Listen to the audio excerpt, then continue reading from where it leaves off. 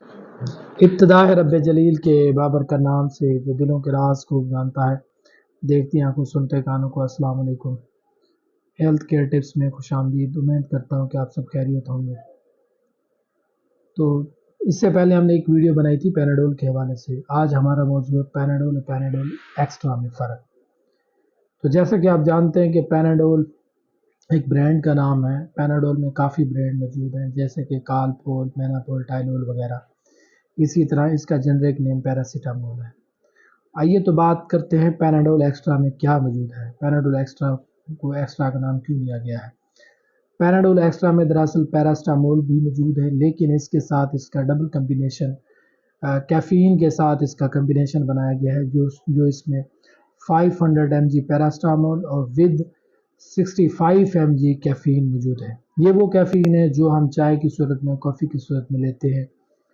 تو اسی طرح جیسے جب ہم کو بخار ہوتا ہے یا سر میں درد ہوتا ہے تو جسم کے کسی حصے میں درد ہوتا ہے تو ہم پیناڈول لیتے ہیں۔ تو جب ہم کو آرام کرنے کی ضرورت ہوتی ہے، ریسٹ کرنے کی ضرورت ہوتی ہے، کام کرنے کے بعد اگر ہمیں ریسٹ کرنی ہو، آرام کرنا ہو تو ہم پیناڈول سمپل لیتے ہیں۔